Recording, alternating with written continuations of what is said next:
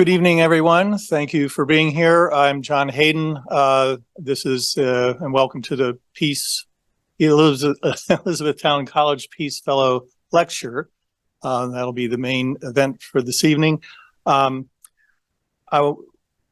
hear from and about our Peace Fellow in a minute. I wanted to let you know a little bit about the Peace Fellowship and what that's all about. Peace Fellowship was founded by Nancy Nyman Hoffman, and there was a question of how long ago, and it's less than 20 years, but more than 15. So I don't remember the exact number of Peace Fellows we've had. I should know that. The Peace Fellowship is made up of students, faculty, alumni, and those interested in affirming and promoting the values of peace, nonviolence, human dignity, and social justice in the global community, and all are welcome to become members of the Peace Fellowship.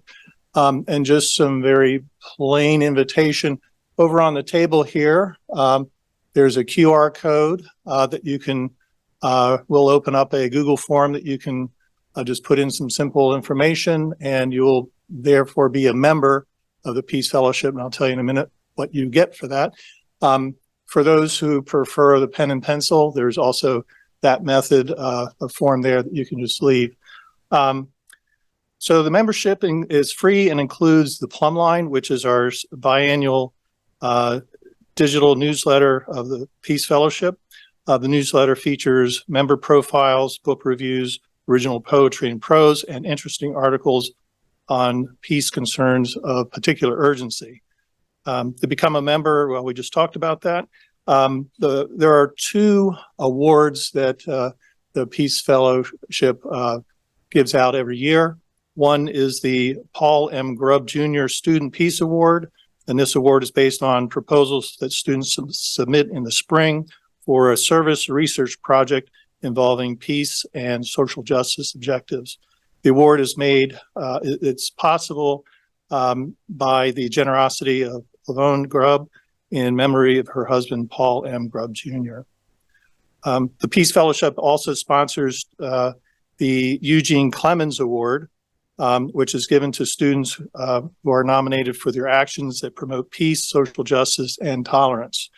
The award is named for Dr. Clemens, Emeritus Professor of Religion and a mentor to generations of E-Town College students. Tonight, we actually awarded those three awards. The three awardees are for Hannah Tran, Gabriel Carl, and Elsa Woodarek, and they're here tonight. If you would just stand for a moment and be recognized. At least I think they're here. Yes. Well.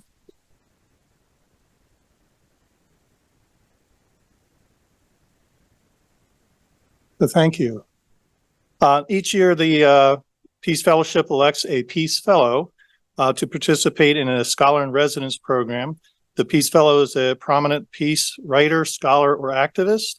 The Peace Fellow engages in the campus community through lectures and virtual and in-person classroom presentations. And this year, an interview, there will be a podcast that will be generated soon from the interview from today, so look out for that. The Peace Fellow also focuses on an area that matches their own expertise with current, relevant, and community interests. The Peace Fellowship works closely with the Center for Global Understanding and Peace Building to arrange for the Peace Fellow residency. So thank you very much for all the work that the Center has done to make this very smooth this evening from a behind-the-scenes perspective. So let me introduce Dr. Shannon Haley-Mees, who's the director of the Global Understanding and Peace Building Center, and she will then introduce tonight's Peace Fellow.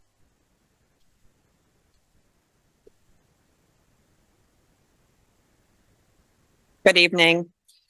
So excited to see all of you here as we gather to really extend some of the conversations that we've been having on campus around conflict resolution and peace building. Dr. Hicks's work is really relevant to and germane to those conversations and help us extend and think more deeply about things that we've been talking about across campus. I've had the pleasure of spending today with Dr. Donna Hicks. She came into my first year seminar and talked. We did lunch. So we've done a few things across campus today. So I want to share a little bit about her work and some of the things that she's been involved in. So she is an associate at the Weatherhead Center for International Affairs at Harvard University. She was deputy director of the program on international conflict analysis and resolution at the Weatherhead Center for International Affairs. She's worked extensively on the Israeli-Palestinian conflict and as a member of the third party in numerous unofficial diplomatic efforts. And she has great stories. In addition to her work in the Middle East, Dr. Hicks founded and co-directed a 10-year project in Sri Lanka. She has also worked on the conflicts in Northern Ireland and Colombia and conducted several U.S.-Cuba dialogues. She also is the vice president of an Italian non-governmental organization based in Rome. They're currently involved in a dignity restoration project in Syria and Libya. Dr. Hicks was a consultant to the British Broadcasting Company, where she co-facilitated encounters between victims and perpetrators of the Northern Irish conflict with Archbishop Desmond Tutu. The encounters were made into 3 television programs, so those programs are visible on BBC World. Dr. Hicks has taught courses in conflict resolution at Harvard, Clark, and Columbia universities, and conducts trainings and educational seminars in the U.S. and abroad. She also is the author of 2 books, Dignity, Its Essential Role in Resolving Conflict, which will be what we focus on this evening. Her second book is Leading with Dignity, How to Create a Culture that Brings Out the Best in People. Please join me in welcoming Dr. Donna Hicks.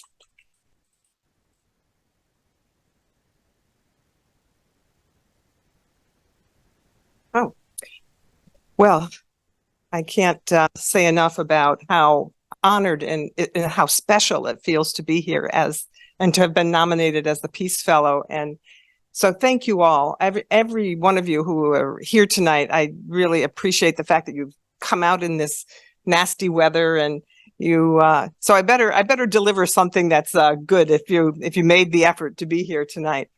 And yes, so thank you so much, Shannon, for the nice introduction and also for the warm welcome. I mean, it's been a real pleasure being on campus today and being with some of the students and hearing about all the activities that are taking place here. And Kevin, we did this podcast that you were mentioning. That was a joy, because Kevin is a true dignity agent.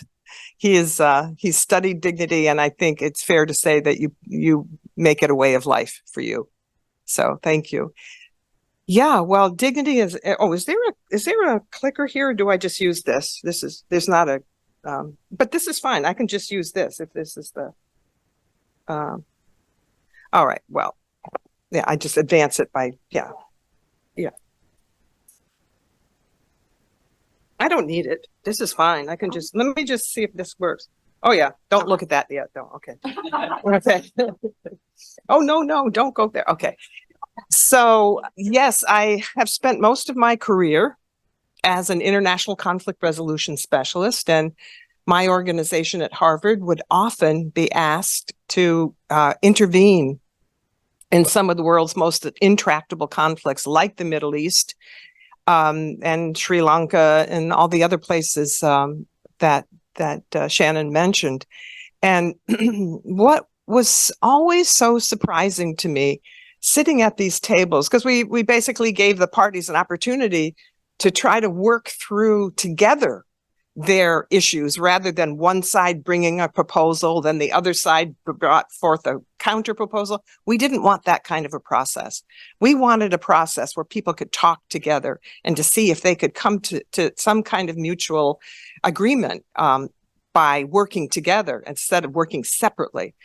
because they were separated, as you can imagine. These conflicts were, had been going on, some of them for decades. And so I would be sitting there, as I said, at these tables and watching the parties. And I'm a psychologist. My degrees are all in psychology. And inevitably, there'd be some kind of a blow up at the table. And I thought, oh, something just happened. They'd be talking about a very delicate subject, one of the political issues, because we were trying to solve the political issues. And I would watch and I could see the people getting so upset. And I thought, gosh, we've got to do something about that, because there were really two conversations taking place. One on the top of the table where we were trying to hash out the issues, but the other conversation, which had no words, by the way, was under the table. And it had such an emotional force. It was, I think of them as emotional tsunamis that were running under the table, because nobody wanted to talk about that stuff. Nobody wanted to talk about the big emotional impact. In fact, when I would bring this word up, emotional, they would say to me, this isn't about emotions. This is about justice. And this is about what we, okay.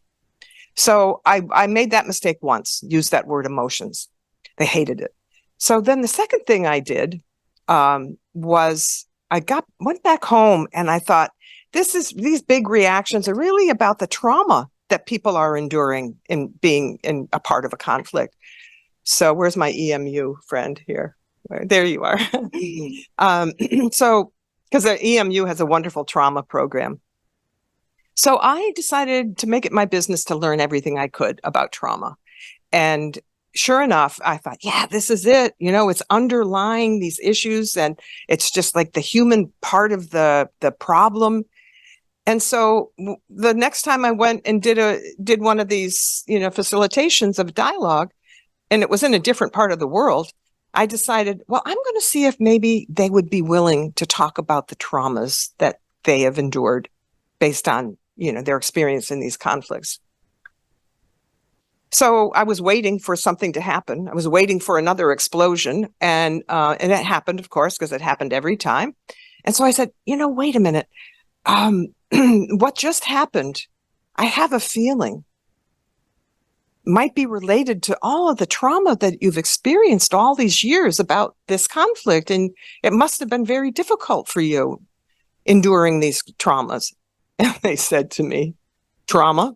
This isn't about trauma. This is about justice. This is about, oh, okay.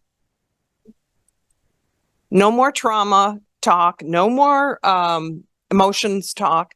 And so I kind of prayed, please give me some insight. What is happening here, and how can I bring it to them in words so that they'll listen and that they'll participate in trying to have a discussion about this, this very human reaction that they were having.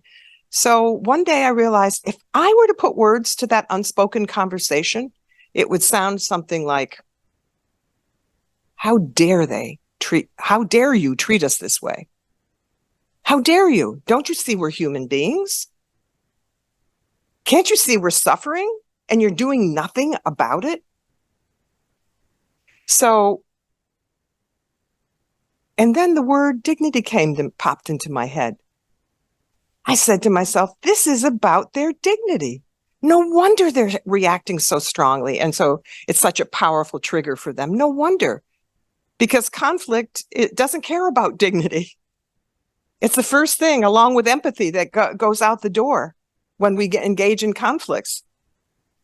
And so, all right, I think I figured this out. And then the next time I was at one of these tables, I said to them, I know I'm supposed to be here to do a communication skills workshop with you guys, but I have a feeling that what is happening here, because I've seen it everywhere I've been, is that there's a human element here to the conflict that we're ignoring, that we're not talking about. And I said, if you wouldn't mind, now these were high-powered military people in Colombia, South America, and people from the Ministry of Defense. They had a big, terrible squabble, awful, public, ugly. And I was brought in to help resolve the trying to bring the relationship back together again. And so I said, look, I have worked all over the world and I've seen this kind of reaction. And I said, 9 times out of 10, it's about people feeling like their dignity is assaulted. And if you wouldn't mind, I'd really rather focus these 2 days that we have together on talking about the ways in which your dignity has been trampled on by this conflict. Well, you want to guess how they reacted? They said, dignity? Yeah, that's what it's about. Yeah, that's it. It's about our dignity. And they kind of sat up straighter in their chairs, and they thought, and I said, are you willing to talk about it? Are you willing to have discussions about dignity and how it's influencing your inability to come together? And they said, of course we will. We all have stories, they said. We all have stories about how our dignity's been trampled on. And not only that, we get stories passed down from our ancestors, the same narratives that get passed down from our ancestors. So yeah, we'll spend 2 days talking. And it was almost like, oh, yay, I figured it out. I had 3 strikes, right? And then I was going to be out. And I did it. I figured it out. It was about their dignity. And I can tell you, after 2 days of working, and I'm going to show you what I did, what I worked with, what I presented to them and everything and how we worked with it. But after 2 days, this one military guy, he was a general in the military, he came to me and he hardly said anything in the beginning. His eyes were rolling when I was introduced as this Harvard professor coming to, solve their problems for them. And by the end, he came up to me and he said, well, Donna, not only did you help repair the relationship here in the room, but maybe even more importantly, I think you saved my marriage. And I said, you've been violating your wife's dignity? Is that what you've been doing? And we were making a joke about it. But it was at that moment, at that juncture, that I realized this isn't just about intractable international conflicts. Certainly it shows up there, but this is about all of us. This is about all of us wanting to be treated as if we matter. And because, then what I found out was, fast forward, I realized after that experience with the Colombians that I needed to write about this because I really felt like it was a missing link in our understanding of conflict, this human element that is shared by all of us and this desire to be treated with dignity. And so it inspired me to write that first book. Katie's got a copy of the first book right there. The foreword by Desmond Tutu. Can you believe that? He actually wrote the foreword to my book. I was talk about humbled. Yeah. So I wrote that book and then it came out. It took me 10 years. It took me 10 years to write it because when I started researching it, nothing was written. It was all in the philosophy and theology. There's a big discourse back and forth. What is it? And it was a lovely, academic exercise, but I wasn't interested in the academic part of it. I was interested in the human suffering that these dignity violations were perpetrated. It makes me want to cry. I was interested in trying to figure out how to address this human suffering that I was seeing all over the world, every corner of the world. And so I wrote the book and it came out. And to my big surprise, I thought I was writing it for my international conflict resolution community. But when it came out, I got calls from the corporate world. I got calls from healthcare. I got calls from education, both K-12 and higher ed. I got calls from all the faith communities. I was telling Kevin today that I worked for the Episcopal Church for a good long time because they, in their baptismal covenant, it says that you have to honor the dignity of all human beings. And they were so interested in what I had produced because I have a practical, hands-on, this is what it looks like to treat somebody with dignity. So it filled in a gap for them too, because that at least because I have something called the 10 elements of dignity that I'll share with you. So yeah, I was just blown away by the interest out there. And that also made me think this is a human issue. this is really a human issue, and it's important to all of us that we understand this, because it helps repair relationships, big and small, our intimate relationships at home, our friendships, our work relationships, and all the way up to, nation states in the international world. Okay, so here's my favorite slide. So why dignity? Why did I focus on dignity? The most exciting breakthroughs of the 21st century will not occur because of technology, says John Nesbitt, but because of an expanding concept of what it means to be human. And I can tell you, having, I told you, researching this topic of dignity for a decade before I was able to write the book, that the ignorance was, as my Ecuadorian colleague says, Donna, the ignorance around dignity is encyclopedic, he says.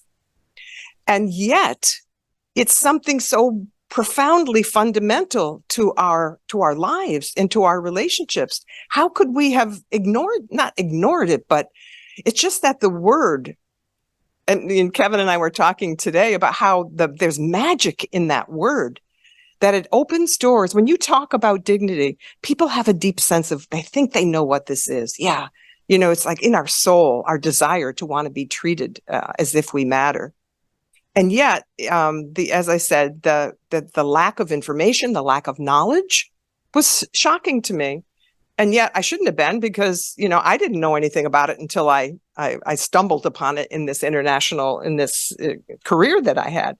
So what does it mean to be human? Well, I say there's three simple truths. Number one, that we all want, and what I should say, related to dignity, what does it mean to be human? Number one, we all want to be treated with dignity, all of us. It's a universal human yearning. And when we are not treated with dignity, we suffer. Great source of human suffering. On the other hand, when we are treated with dignity, we flourish. We humans flourish when we feel seen, we feel heard, we feel listened to, we feel recognized. We're treated as if we matter. These are the things that make human beings thrive. And I was telling the class that I went to today that maybe I said this, I talked about this so many times, I can't remember now who I spoke to, but I said there's this group at Harvard now who's studying human flourishing. They want to know, what does it look like for humans to flourish? And they invited me to be on a panel one day. And I said, if you don't understand dignity, you cannot flourish. If you don't have a deep understanding of that, sort of blessed gift that we were given at birth, that we were born, all of us born with dignity, then flourishing is going to be pretty hard. But I'm going to go into that too. So John Nesbitt, those three things, we all want it. When we don't get it, we suffer. The third truth is when we do get it, we flourish. So isn't that sort of like enough to say, as educators especially, we've got to understand this. We've got to understand this. We have to work with our students to help, promote this notion. And so that's John Nesbitt. Thank you, John Nesbitt. I love that quote. And I'm going to be coming back to this idea of the concept of what it means to be human. Now, what happened to this slide? Okay, here we go. So I'm just curious what you would, the words that come to mind when you think of dignity, what, just shout them out. Respect is always the first one. Yeah. What else? Palestine. Okay. Thank you. What else? Worth. Yes. Value. Worth. Yeah. You pretty much, what? Oh, yeah. We need patience for that, don't we? We definitely do. Deep listening. What were you saying? Honor. Yeah. Dignitary. Yeah. Yeah. That's great. Yeah. Appreciation. Validation. That's a good one. What? Ethics and morality and all of that. Yeah. Well, so when I was writing this book, I decided that I wanted to keep this simple. Where is Tommy here? Where's Tommy from your class? This student today in the class said the simplicity is the beauty of this, And so I wanted to keep this whole concept simple because I wanted anybody and everybody to be able to understand this. I didn't want to do all this big Harvard analysis. That was useless. Again, my goal was to make this practical and useful to people. So I came up with this really simple definition that our dignity is our inherent value and worth. And yet at the same time, it's our inherent vulnerability to having that dignity, that value and worth compromised and injured. And I'll say more about that in a minute. And the vulnerability piece really speaks, it has to be, I'm going to talk about it over and over again, because, sometimes we're like bulls in a china shop. We treat each other as if, we aren't that vulnerable, that we don't have that vulnerability as humans of, feeling like we're mistreated. And so vulnerability is a big thing. And I do think it's different from respect. And I'll tell you how I think it's different. So when I was working with Tutu, he said, tell me what do you think about respect? How is this different from dignity is different from respect? How do you see that? And when I was working in these international conflicts, that they would always say to me, they'd be pounding their fist and saying, we demand respect from the other side. We demand it. And I was studying this dignity stuff at the time. And I thought, hey, I said to him, no, wait a minute. You can't demand respect. What you can demand is to be treated with dignity. You can demand to be treated as a human being. And so I think respect, on the other hand, you have to do something to earn respect, because I think it does have to be earned, just like I think trust has to be earned as well. So, I often say, people say, well, wait, and I always countered by saying, I think is a completely valid thing to say is that we respect each other's dignity. That's the way respect fits in with dignity. So if you have any trouble imagining that we were all born inherently valuable and worthy, just want you to go back to the days when you've had these little ones in your life. And I mean, can you remember seeing these little ones for the first time? And would you ever say that they don't have value and worth? And in fact, I think we would say that they're invaluable. They're priceless and irreplaceable. And I mean, thank God we have these little ones in our lives, because I think it's a reminder of the beauty and the sanctity of human life. It's a miracle. We talk about miracles. We see these little ones and it's like all of a sudden we turn into mush, They're so precious and we love them so much. And the fact is, we have a very big responsibility to take care of all their needs. And I'm just reminding us all that their dignity needs are equally as important as their physical needs. They need to be fed and cared and nurtured and all of that, but they also need to experience your love and dignity and the sense that, these precious little ones have value and worth. So I was giving this talk to a group of middle school teachers. And I said, look, what I really hope we can all get back to is seeing each other when we have encounters with each other, seeing each other as these precious gifts of life. Is there any way that we can get back to that? And I said to them, what happens anyway? How do we lose that preciousness, that feeling of preciousness with each other? And this one middle school teacher said, I'll tell you how we lose it. Adolescence. That's how we lose it. And he was joking, of course, but I think this actually might sound very, Pollyanna-ish, but I do wish we could get back to seeing each other this way. I do wish. And when I work in the corporate world, they all have these name tags, with their picture ID in order to get into the building. They have these security things, picture ID and where they work. And I told them, I said, I think what you need to do is put your baby picture in there so we can all be reminded of our preciousness. Because even though, they have it and it's obvious here, we never outgrow our preciousness. We don't. We just need to have the conditions, the right conditions, so we can show that beauty and that preciousness, and we can be together in that preciousness. So, yeah, there it is. Now, okay, so I'm talking about the sweetness and the preciousness and all this. Now let's get academic for a minute, because what I realized was that I needed to use my platform as a Harvard professor to really wake people up to the truth about this dignity. And what I discovered was this research in neuroscience that was taking place. It was called social neuroscience. And what they did, these two, Naomi Eisenberg and Matt Lieberman out in UCLA, they put people in brain scans because they were interested in seeing under different social scenarios what happened in the brain. So they put them, these brain scans, these fMRI or MRIs, and they had a screen, like a video screen up there, and the people were being exposed to these different scenes that they were social situations.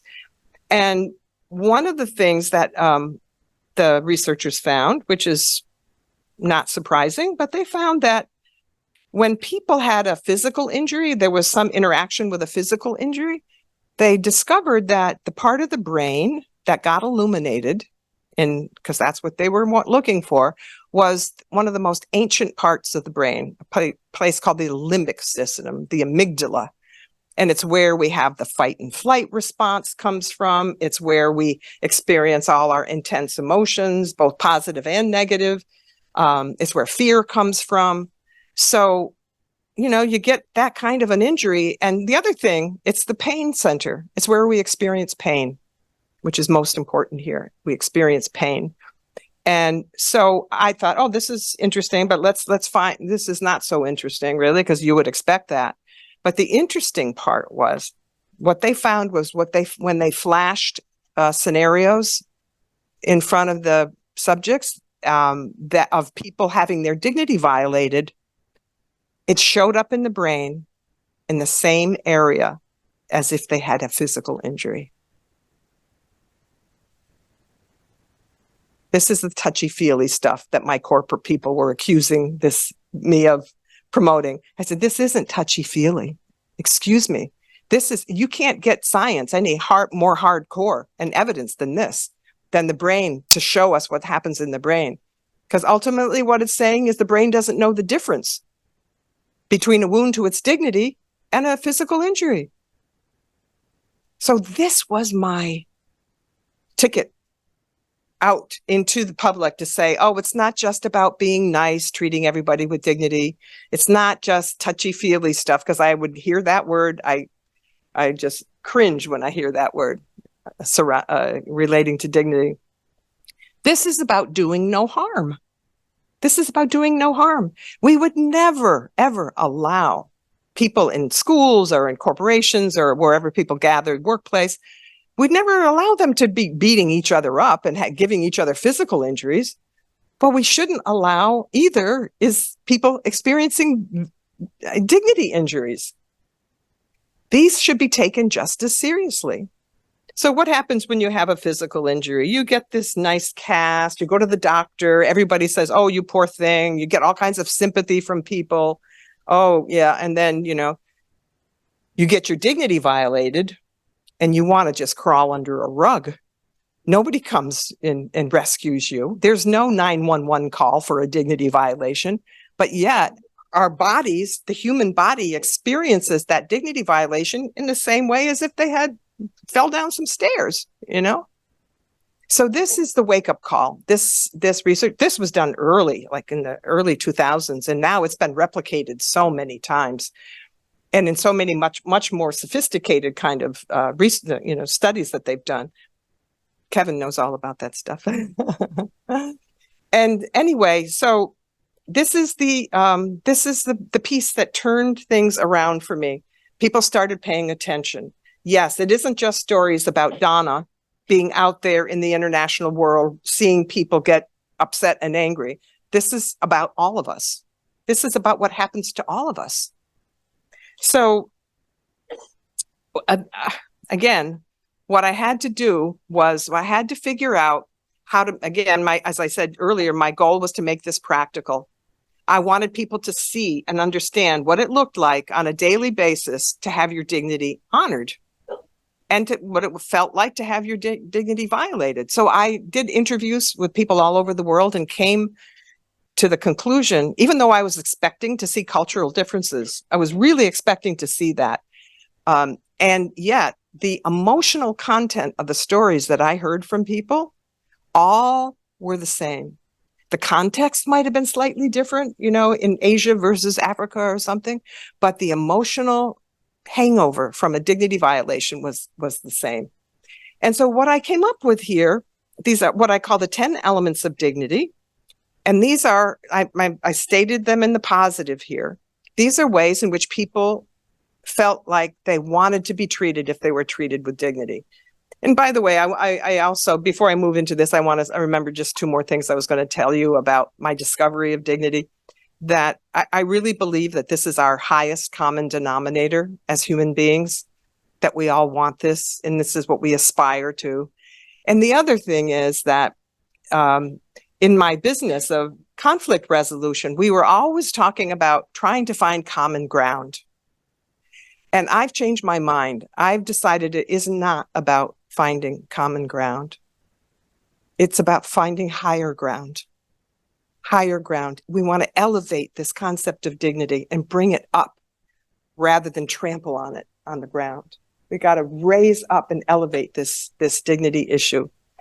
So in the process of trying to elevate dignity and liberating dignity as well, we all have it inside us, but sometimes it's under lock and key in there. We don't have access to it. And we have to get access to that dignity. And I'm going to tell you more in a minute about what Tutu taught me about accessing our own dignity. So the 10 elements of dignity, these 10 things just appeared in all of the interviews. People want their identity accepted, no matter who they are, no matter their race, their religion, their ethnicity, their sexual orientation, their ableism, their ability to function physically. People want to be treated as equal in dignity. While, we live in a hierarchical world where we have a lot of power structures pretty much concentrated at the top. And this one person once said to me, well, do they have more dignity than we do if they're up there at the peak of the hierarchy? I said, no. They may have more status than you do, but we're all equal in dignity. Status is another topic and power is another topic. But at the end of the day, we're all equal in dignity. And that is the basis for this whole model that I'm presenting to you, that all of us deserve this, to be treated this way, no matter what our rank or anything is. Recognition, in the workplace, I saw this all the time where people want to be, appreciated. Somebody said appreciation over here. People want to be appreciated for doing a good job. They want a little pat on the back, say, oh, thanks so much for, doing a nice job here. Recognition, acknowledgement is another key component of dignity. And this is one of the things I learned from Tutu.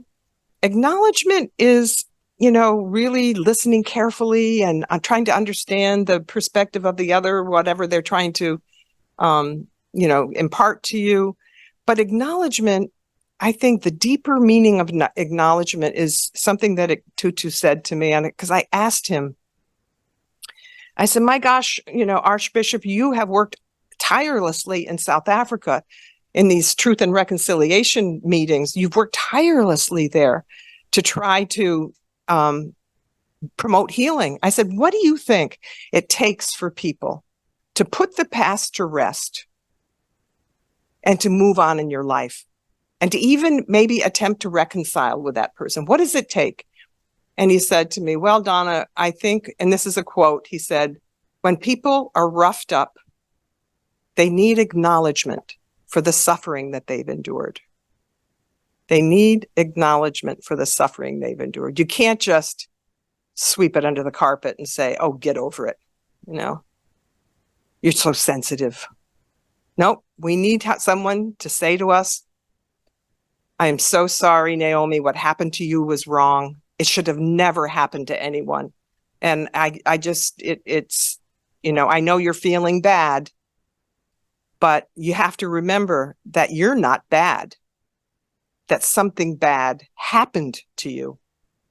That's the healing distinction right there. When people can take out, once they get that acknowledgement, they can take that negative energy from the dignity violation out and reframe it and say, something bad happened to me. No wonder I feel this way.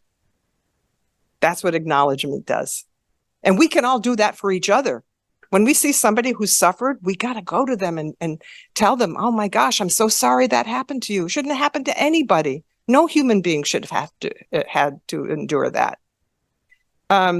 Inclusion, well, we all know the DEI work, diversity, equity, and inclusion.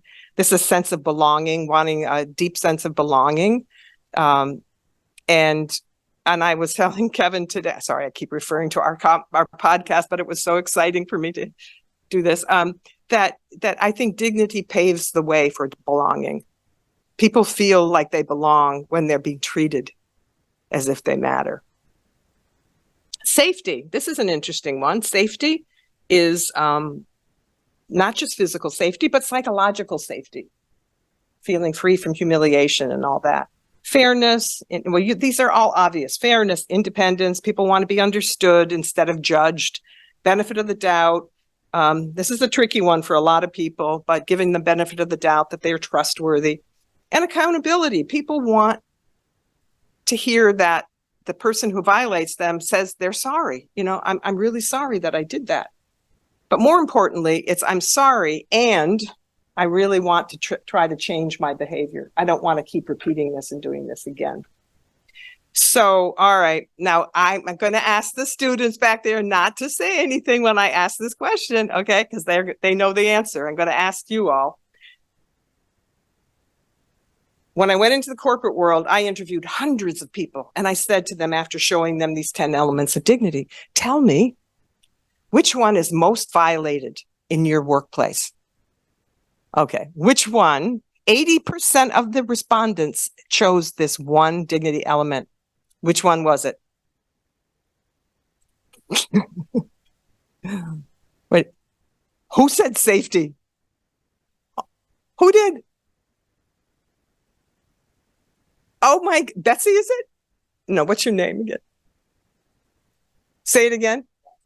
Jess. Okay. She said it. Usually we go around. How many times did we go in her class? In Shannon's class, we went through like almost all of them until it wasn't. Yes, it was Sean, right? You're the one who came up with safety. So yes, safety. 80% of the respondents said they didn't feel safe. And I went to them, what? What are you talking about? You don't feel safe here. This is perfectly safe environment. And they said, oh, no. And they said, we don't feel safe to speak up when something bad happens to us at work. We don't feel safe. We're afraid we won't get a good performance review. We're afraid we won't, get the next promotion. We're even afraid we might lose our jobs if we speak up to our bosses and tell our managers or our bosses that they're being harmful to us. So I thought, oh my gosh, this is an epidemic, because I would go on to the next corporate business environment and the same exact thing happened. They reported nobody feels safe to speak up. And it wasn't even just in the business world. It was also in nonprofits and education, big time in education. Students are typically very afraid to speak up in classes. They're afraid their professor is going to, embarrass them or something. So I was shocked at that. But then it made me realize that, one of the things we have to do is figure out how to speak up to one another. What does that look like? So my team and I spent months and months and months coming up with how to speak up in a way that doesn't destroy the dignity of the person you're trying to, give feedback to, but it also maintains your own dignity. I wish we had time to go through all of that, but it's in my second book called Leading with Dignity. Okay, so with these 10 elements of dignity, honestly, I think these are guidelines for good relationships, any kind of relationship. These are the expectations that we have when we meet somebody. This is how we want to be treated. We want to be seen. We want to be listened to. We want to be acknowledged. We want to be treated fairly. This is a no-brainer, really. People say to me when I present this, "Oh, this is just common sense, Donna." I say, "Well, it might be common sense, but it's not common knowledge, and it's not common practice." So, yeah, it's great that people think this is common sense. Good, then engage in it. Do it. Yeah, do it. So, and if you want, let's say you're working with a team, you want your to build trust with your team. This is the fast track to trust building. Treat people as if they matter, and they will trust you. And because the first minute, the first inkling that you're violating their dignity, trust goes out the window. And rebuilding it is pretty hard to do, because we don't like giving people the benefit of the doubt that, oh, my boss just might have had a bad day there. I'm okay. I'm going to, give her the benefit of the doubt or something. Okay, so guidelines for good relationships. And, I think that this helps create a culture when people in an organization or a group or school or wherever people gather, if they feel like these things are in place, this is when a culture of dignity gets created. And when it's not there, this is where toxic cultures get created. I can't tell you how many stories I've heard in the corporate world about toxic cultures because the leadership team just doesn't know anything about dignity. And that's the most important thing, when I wrote my second book, Leading with Dignity, because I realized if leadership doesn't understand this, then there's no way it's going to trickle down to the rest of the culture, because everybody's watching the leaders, everybody's taking their cues. The leaders set the tone. Okay, so here's something that I think is really important, an insight that I came to, more recently, not in the initial phases of my understanding of dignity, but what I've come to believe is that dignity consciousness, if you want to say, oh, I'm dignity conscious, I know, I have an understanding of what the impact is of my behavior on other people. I know what this is like to have a good sense of how to make dignity a way of life. Well, first of all, I think it requires three things. The first thing is connection. The second thing is connection. And the third thing is connection. All right, I call these the 3 C's. So what am I talking about? Well, I should have asked you. So this is the first one. You got to be connected to your own dignity. And this is the other major learning that I got from Desmond Tutu, because he, again, when we were talking, getting to know each other for the first couple of days, he said to me, well, what happened here? How did you come across this dignity idea? And I said, well, the people that I worked with in these international communities all felt like they had their dignity stripped from them. And that's why they were fighting. That's why they were fighting to regain this lost dignity. And he said, what are you talking about? And all of a sudden he's scolding me. I just got to know him for the first day. And he said, nope, don't ever repeat that. I said, what? What did I say? Don't ever say that people can have their dignity stripped from them. He said, how do you think we got through apartheid? How do you think we made it through being treated as less than, as even humiliated and being thought of as inferior, the inferior race in South Africa? How do you think we got through that? And he said, we got through that because we knew that we had dignity, that our dignity was in our hands only. And it was that piece that nobody could take away from them. Yes, people treated them badly. They had dignity injuries. And he said, we had to heal from those injuries. But at the end of the day, nobody was successful at taking away our dignity. And that's what got us through. And he told me about Mandela being in Robben Island for 27 years. And he said, Mandela wrote in his autobiography, it's a great autobiography. If you haven't read it, A Long Walk to Freedom, it's just a wonderful piece of writing. He said that when he got into Robben Island, the first thing he did was try to figure out what the guards were up to so that they could survive. He's really thinking, how are we going to make it through this? And so we figured within 20 minutes, he figured what the guards were up to. They tried to strip them of their dignity. And Mandela says, oh, thank God. I realize that we're going to be okay here, because no matter what, nobody is going to make me give up my dignity. I am not going to give it up for any man or any institution. And he felt like that was how he got through those horrific treatments in this prison. So there is magic in this word dignity, and there's magic and power in the experience of it. And Tutu said to me, you've got to tell everybody, remind them that they have dignity. And if they have forgotten to claim it, today's the day. Today's the day we're going to claim our dignity. And because he would always talk about the resourcefulness and resilience that the Black South Africans felt, even though they were being treated badly. They knew the minute they could tap into that sanctuary inside them, that they could get through the day. They knew it. They could get through the day. And so I say that all to you. I promised him that I would give this talk. Whenever I gave a talk, that I would tell the story and deliver his message to you. Claim your dignity. It's never too late. Honestly, I think I was like 40 by the time I claimed mine.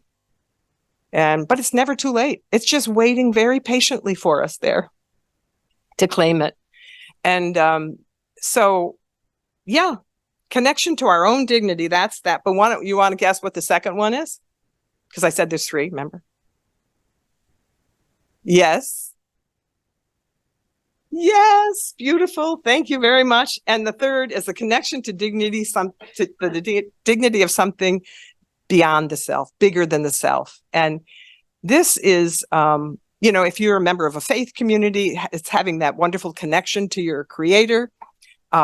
In sort of more everyday terms with my students, they say that this third connection is to have some purpose in life that's bigger than me.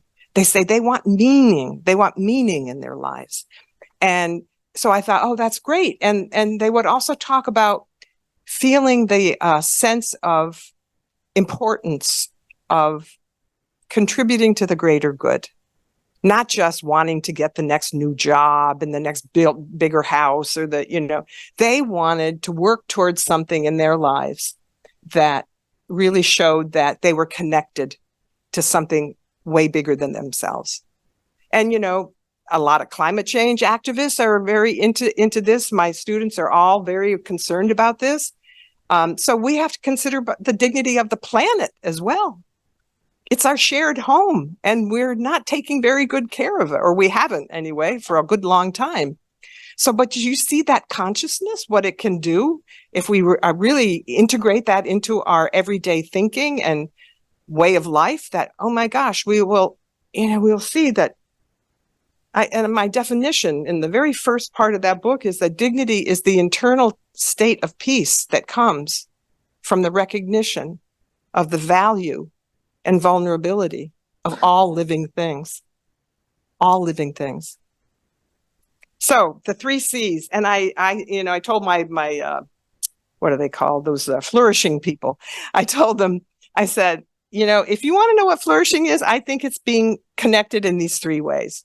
Connected to our own dignity, seeing it in others and treating them as if they have it, and being connected to something greater to contribute to the greater good. And they said, oh, okay. So now they're talking about dignity and flourishing. It's great. But this is it. And I think if you have a disconnection at any one of these, if you're not connected to your own dignity, or you don't treat other people, then this is what suffering is about. Even one disconnection, you'll get suffering. And the other thing is that when they're in alignment, when you have all of them, to me, that's a fulfilled life, living a fulfilled, meaningful life. And it's hard, it's hard because it's just not really a part of our everyday thinking. But I'm going to ordain you all now dignity agents, so it is part of your everyday thinking. So what else did I want to say? Oh, one last piece. And this was amazing. Remember that quote by Nesbitt? It said, when we understand what it means to be human, then that's when the greatest breakthroughs are going to take place in the 21st century. Well, what I didn't know as a conflict resolution person of all things, I didn't realize that there were things about being human that we were born, that came with us into the world, that these biologists understand that we have these reactions like fight and flight, these automatic reactions. They get triggered just like that if something threatening happens and when we feel a threat coming. We have these automatic impulses, and what it tells us is that we weren't born a blank slate. We have this ancestral memories in our brains. They're imprinted in there, just like, the fight and flight response. But what these biologists have discovered is that there's way more than just that fight and flight response, that there's one of the things that we do as humans is when somebody comes at us and treats us badly, we take the bait. Our impulse is to seek revenge, to get even, to return the harm. And boy, that impulse is really hard to control. That's why I call these temptations to violate our own dignity. Saving face. Let's say we make a mistake and it's publicly recognized that we made a mistake. Well, our first thought isn't, oh, yes, I did, and I'm sorry, everybody made the mistake. The first thought is to deny it, cover it up, deceive people, including yourself. I in my second book, I used Lance Armstrong as the poster boy for face saving. Remember what he did? He denied that he had done performance enhancing drugs for the Tour de France, and he denied the whole thing. And then, of course, eventually it came out. But he lied, he deceived everybody, and eventually the truth emerges. So face saving that's like the automatic response. That's what we want to cover it up. We don't want to, and here's the key.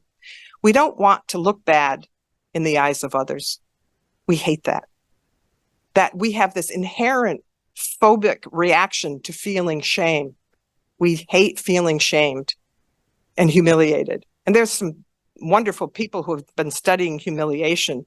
And it's pretty clear. We have a knee-jerk reaction to try to avoid humiliation at all costs, whether it's face saving, shirking responsibility, avoiding confrontation, assuming we're the innocent victim in a failed relationship. I want to just say something about this false dignity in a minute, but we also resist feedback. Even though I do all these feedback sessions with people, it's like, oh, don't make me drink that vinegar. Don't make me do that, But we hate it. But whenever you have these reactions, you can be sure that it's a biological response. It's something that's a part of that ancestral inheritance that you have. We don't like looking bad. And false dignity is where we think our dignity comes from things that we do, our actions. We get an A on the paper, or we get, a promotion or whatever. But real dignity is the Tutu and Mandela dignity. It's that we know our dignity is in here and nobody can take it away from. That's not false. That's true, authentic dignity. And false security is when you stay in a relationship that's dignity violating and you don't speak up. Because the other thing that we humans do is we avoid confrontation. We don't like speaking up. We'd rather sit silently and, take the abuse than actually speaking up, especially if it's somebody who has power over us. It's really hard. And yes, as I said, assuming the innocent victim, if something happens to us, then it's all about the other person. It's not about me. It's all about Shannon. She's the one who started this whole thing. And that's what we do. We assume we're innocent. Resisting feedback, I already said, blaming and shaming others to deflect our guilt. And gossiping, you'll love this one. Gossip, according to some of these scientists, they say it's the lowest cost form of punishment to gossip about somebody. Because let's say, Naomi, you and I get into you're my boss and you treat me badly. And instead of me going to you to tell you, gee, you really did treat me badly, I'll go around and I'll tell Shannon and I'll tell Katie and I'll tell anybody in my world about how awful Naomi was to me. And the only person who doesn't know is Naomi. And is that fair? No. So gossiping is really a way of punishing and shaming other people. But this gossiping thing evolved about 100,000 years ago when we were all out on the plains together and we had to figure out how to communicate without internet or anything. We had to communicate by talking one to the next person, say, that guy's dangerous, stay away from him. All right. So how do we summarize these 10 temptations? Well,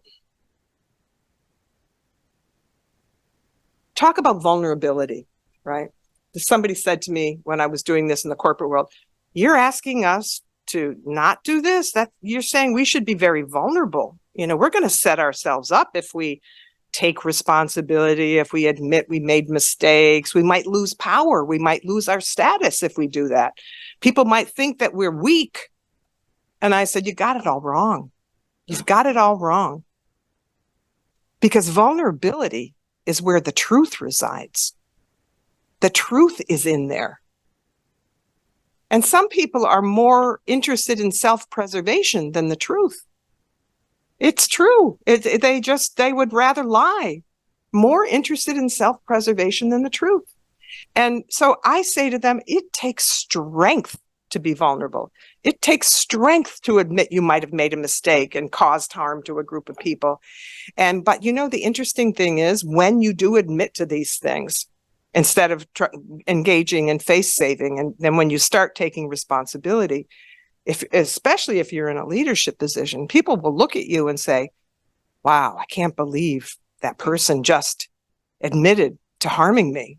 That's amazing. And people say to themselves, well, if they could do it, then maybe I can do it too. Maybe I can take that risk, make myself vulnerable.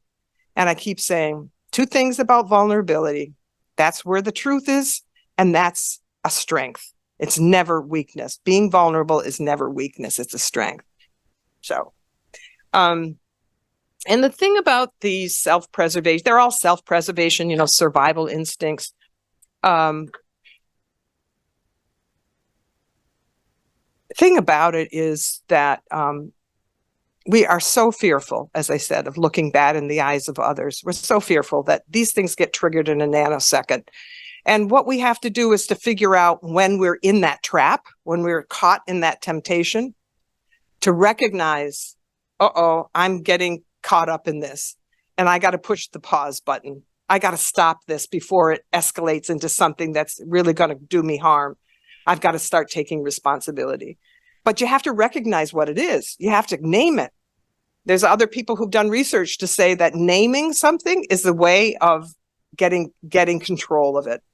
And so if we can name this, oh my gosh, I'm shirking responsibility again. I'm too afraid I'm going to look bad in the eyes of others, and I'm not taking responsibility for how I've harmed people.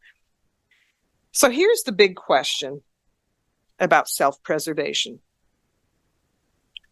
What if the self you're preserving is in desperate need of change? Right? All right, I'm going to leave you with some really good news. These biologists also tell us that we're wired for empathy. We are wired for connection.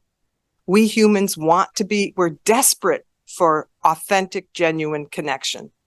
And we have these, what we talked about this in class today, we have these mirror neurons in our brains that help us feel the feelings of other people, and if we can connect with others in this positive way, in this loving way, we're going to see a different world. But here's what they tell us. We've got this what E.O. Wilson calls this ruthless ambivalence inside us, we humans, because we've got the pull of those self-preservation instincts, but then we also have the pull of this desire to be connected with others, to be in those loving relationships. But he said, we can do both. We have the capacity to do both. And what it's going to come down to, whether the evolution of our consciousness is going to boil down to, is whether we make the choice for this one, for love and connection. It's going to come down to a choice. And Wilson thought, empathy is going to save the world if we can get back to that. But keeping in mind, when empathy disappears when we're in conflict with each other. So the whole thing is like restoring empathy by treating people with dignity, by getting back into that feeling of being connected to them and that joyful feeling of connection and love.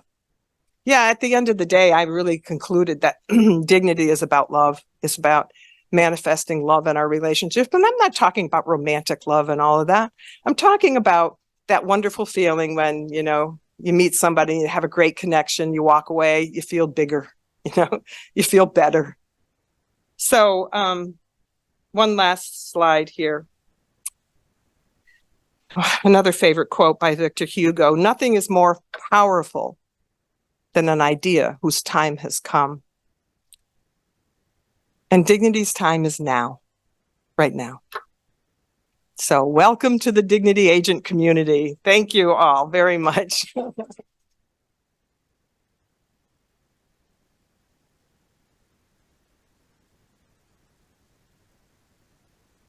So I would love to hear comments, if you have any comments or yes.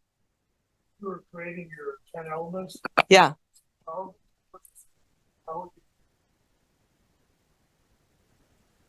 Well, I think these are the steps to take to empower people. We talked about that today in the class. We talked about the difference between power that empowers people and power that disempowers people. So dignity violators are trying to use power to squash, right? And not to empower, but with a dignity consciousness, by honoring dignity in these 10 ways here. Oops, no. Yeah, that was it. Okay. Then this is a way to empower others. And, we discussed that in the class, that empowerment is a choice. Again, it's a choice. It boils down to, how do I want to make this person feel here today? Because I have the power within me to empower them by treating them well and showing them that I see them, I hear them, I acknowledge them. But we also have the power to ruin somebody's day by violating their dignity, by not doing all of that stuff. So this is all about empowerment. I'm so glad you asked that question, because it really is about using our personal power that we have to make life a little easier for one another. So thank you for that question. Anybody else? Yes.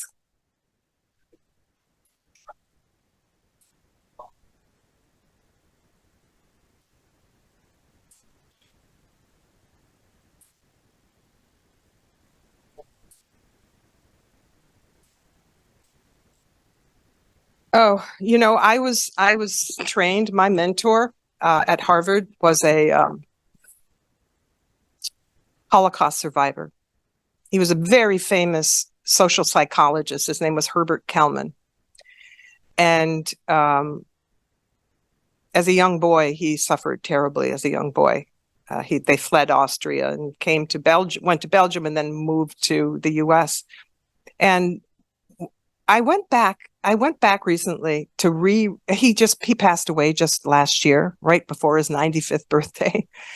But one of the things that he felt so strongly about was the need to acknowledge in a terrible conflict, like any conflict, but certainly what we're seeing today, is the need to create space. Well, let me step back one minute, because I'll tell you, I'm going to be a little vulnerable here, but this is what message that I got from my professor just a couple of days ago. You think I'm crazy, yeah, but he spoke to me from So I went to the cemetery because I was so worried about what's going on in the Middle East. I was worried about the innocent Palestinians who are being slaughtered. I was worried about the innocent Israelis who were, treated like insanely, horribly. And I was I was so worried about the innocent people who were in the crossfire of all of this. And so I went to the cemetery and I said to him, oh, I did. I talked to him and I said, Herb, what should we do? I asked him, what should we do? And of course, he never answers me right away. He always makes me wait because I do this a lot. And so I just said, okay, well, whenever you're ready to tell me, I'll be here. I'll be open. So I'm walking to my car, thinking about something else. And then all of a sudden, this thought popped into my head. Create space for hope to endure. That's what he told me. Create space for hope to endure. And that means don't give up on the fact that there are moderate people on both sides who are willing, who still want to make this relationship work and who still want to acknowledge each other's humanity. This is what, and then I reread some of his writings last week. And he said, there's three things that we have to do. We have to, when these processes fail and everything turns into a nightmare, he said, we have to create conditions for people to acknowledge each other's nationhood and to acknowledge each other's humanity. That's the first. And without that, nothing follows. So you have to create, and there's plenty of people on both sides of that divide who do want to do this, who do want to acknowledge, but we have to create that space so for that hope to endure. And the second thing he said is that we have to help people recognize that there is a historic compromise that has to be made. Historic compromise, because both people cannot lay claim to the land, but we have to compromise. And part of that compromise is in that first step, in the recognition that we deserve to share this land. And the third thing he said in this article that I reread is that we have to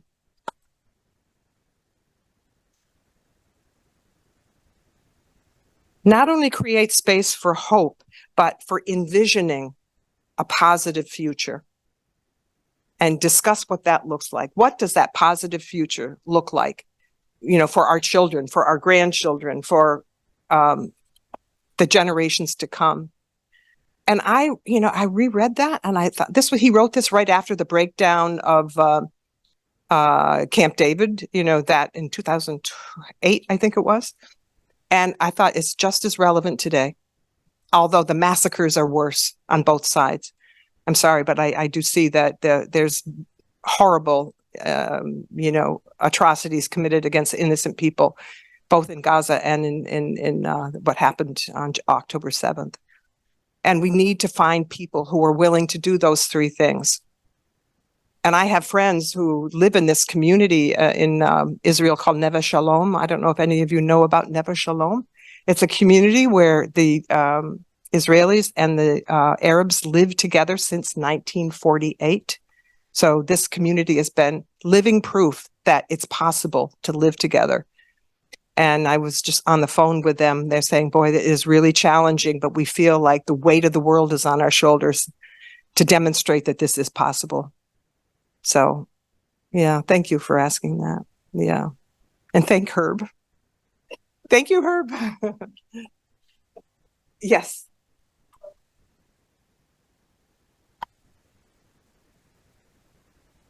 Yes.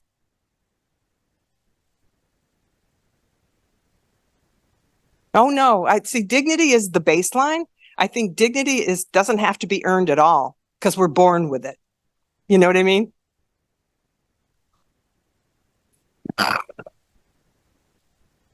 Yeah.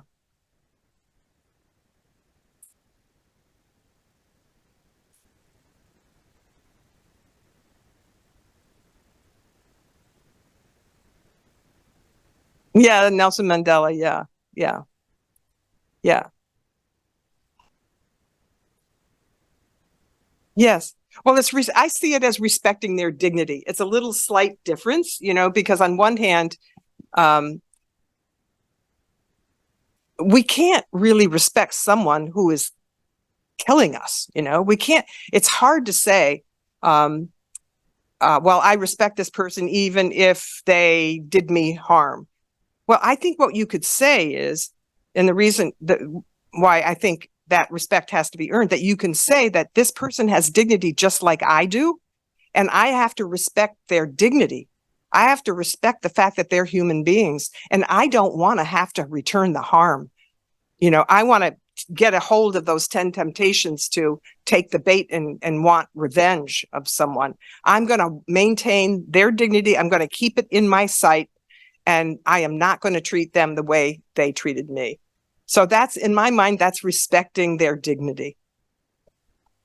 You think it's semantic?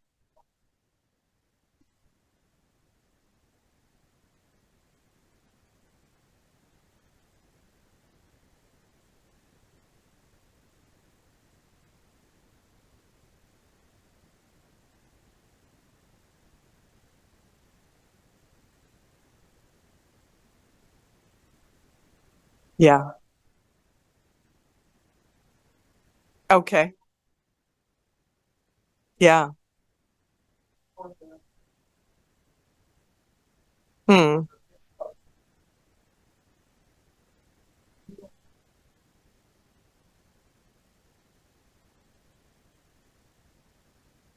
Oh, I think just keep that. That's fine.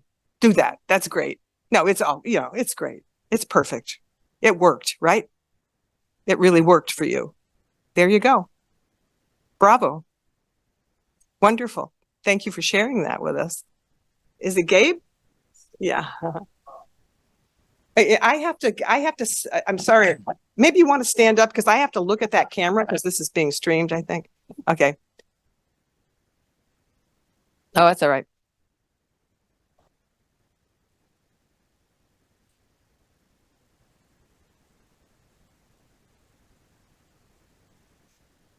Mm-hmm.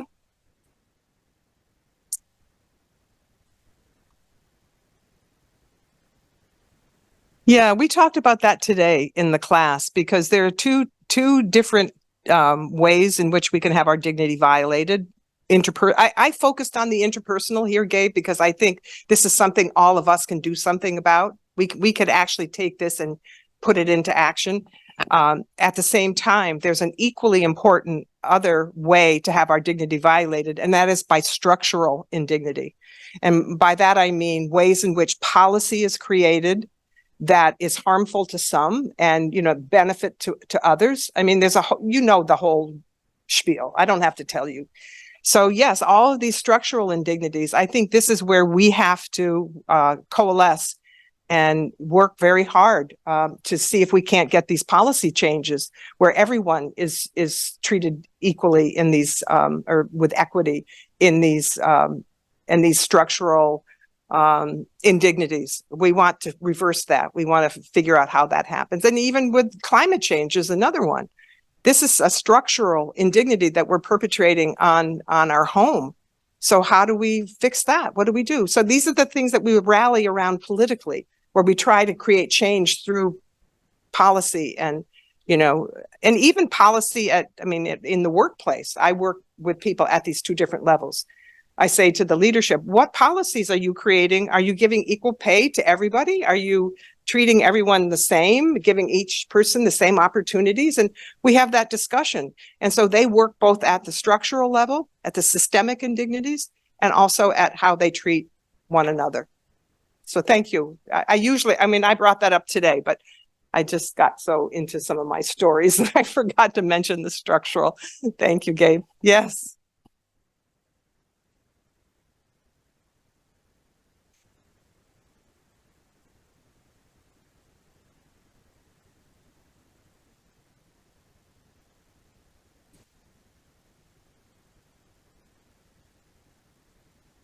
Oh, I'm a big proponent of the dignity piece, because I think if we can muster up what it takes to see the other and see the dignity in the other, then I think the right kind of thinking follows. You know, I think that's where I think the basis of a good critical analysis of critical thinking is knowing, having that baseline very solid, that dignity is there as the foundation for how, not only how we feel, but how we think and how we act, how we promote agency, how we go out there and try to affect change.